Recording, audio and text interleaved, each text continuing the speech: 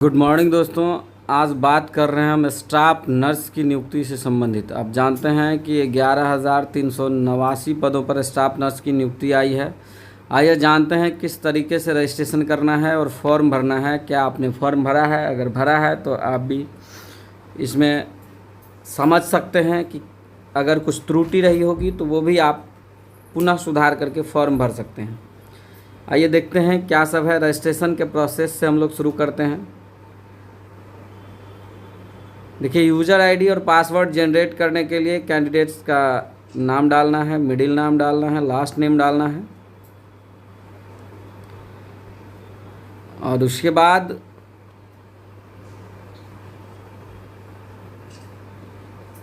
देखिए नेम,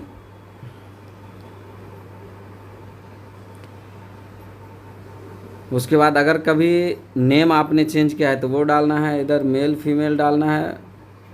उसके बाद डेट ऑफ बर्थ डालना है। यहाँ 1/8/24 है।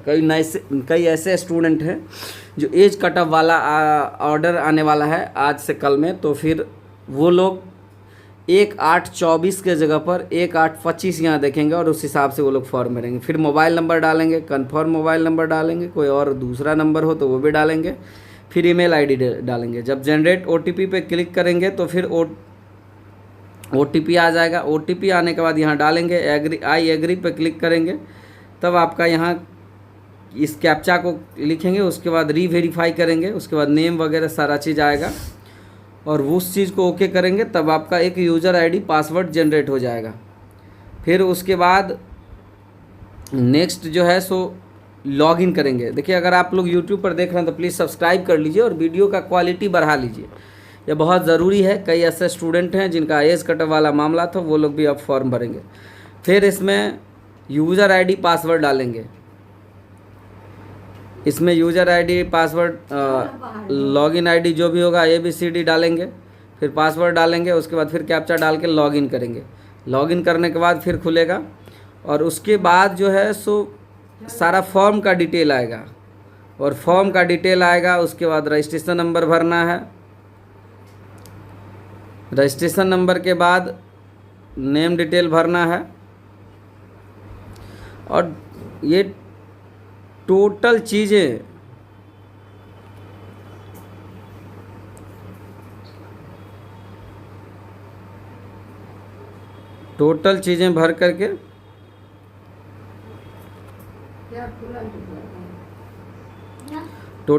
भर करके नेम, एड्रेस, मदर्स नेम, सारी चीज़ें भर करके फिर से लिखना है। मैरिटल स्टेटस अपना लिखना है। पोस्ट नेम लिखना है। पोस्ट नेम में इस पर क्लिक करेंगे तो यहाँ स्टाफ नर्स आ जाएगा।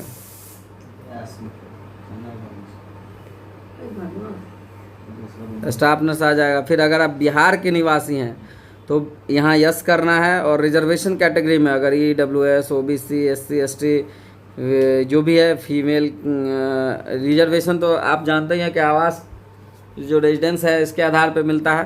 डोमिसाइल बिहार का आवासीय देना पड़ेगा। इसके बाद फिर यहाँ कैटेगरी सर्टिफिकेट अपलोड करेंगे। जब कैटेगरी सर्टिफिकेट अपलोड करेंगे तो इसमें इशूइंग अथॉरिटी रेवेन्यू अफसर रहता है। रेवेन्यू अफसर का जिस ऑफिस का नाम है उसका जगह का नाम डाल देना है। कैटेगरी सर्टिफिकेट इशू डेट होगा, जिस दिन इशू हुआ होगा, फिर सीरियल नंबर सर्टिफिकेट का होगा वो लिखना है।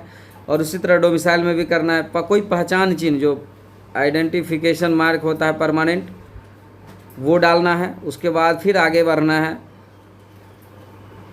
उसके बाद फिर एक डॉक्यूमेंट को मांगेगा, कृपया पहचान का प्रकार चुनें। यहाँ पे क्या पहचान देना चाहते हैं आप, आधार, पैन कार्ड जो भी देना चाहते हैं वो आप डालें, वोटर ID कार्ड।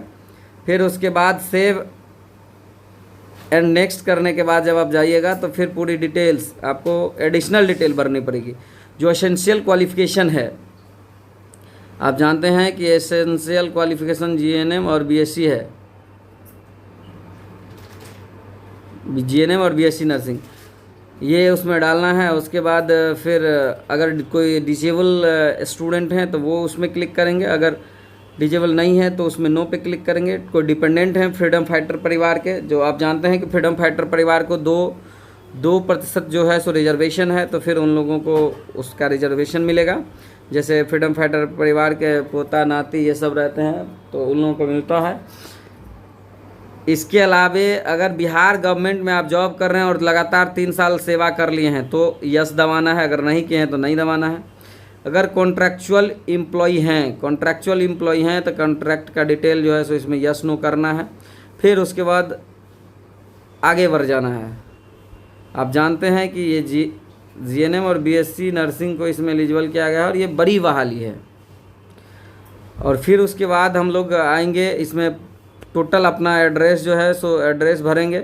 सारा एड्रेस भरने के बाद उसको फिर सेव एंड नेक्स्ट कर देंगे। सेव एंड नेक्स्ट करने के बाद जो है सो फिर आगे बढ़ेंगे।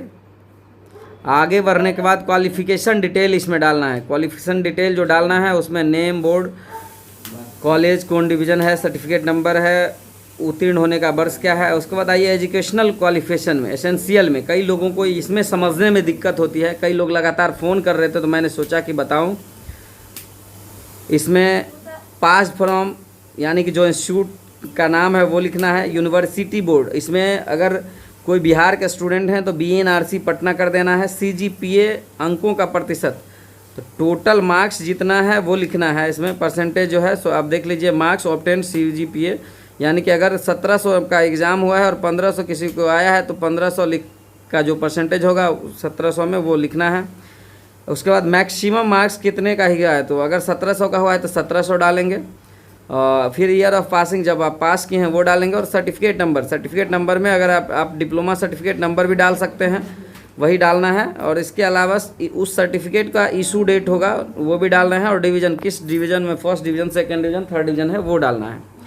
इसके अलावे बिहार नर्सिंग काउंसिल में अगर आपका रजिस्ट्रेशन है तो यस के ऑप्शन को दबाना है। और BNRC का परमानेंट निबंधन है या टेम्प्रेरी है, जो भी है वो लिखना है। फिर इसमें निबंधन का संख्या लिखना है और जिस दिन निबंधन हुआ है, रजिस्ट्रेशन हुआ है, वो डिटेल लिखना है। तो ये अपने आप में काफ़ी महत्वपूर्ण है। GNM BSc BNRC का रजिस्ट्रेशन डिटेल यहाँ डालना है। BNRC डिटेल,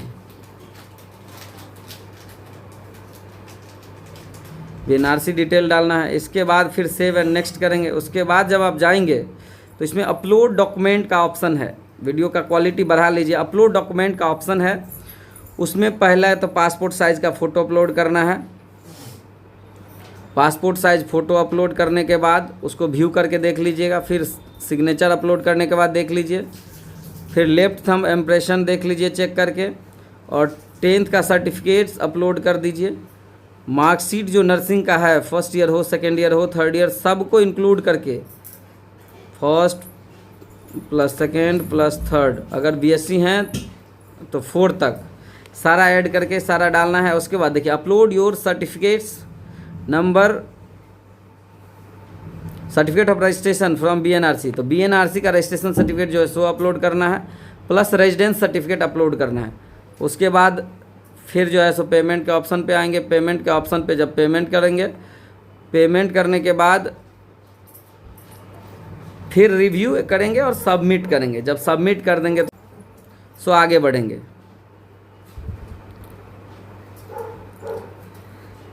देखिए सारी चीज़ें अपलोड करने के बाद, सारा सर्टिफिकेट्स अपलोड करने के बाद नीचे आएंगे, रिव्यू करेंगे और सबमिट करेंगे। जब सबमिट करेंगे उसके बाद फिर आगे बढ़ना है। तो ये अपने आप में काफ़ी महत्वपूर्ण है और ये बड़ी बहाली है, तो इसलिए सावधानीपूर्वक फॉर्म भरिए। Thank you.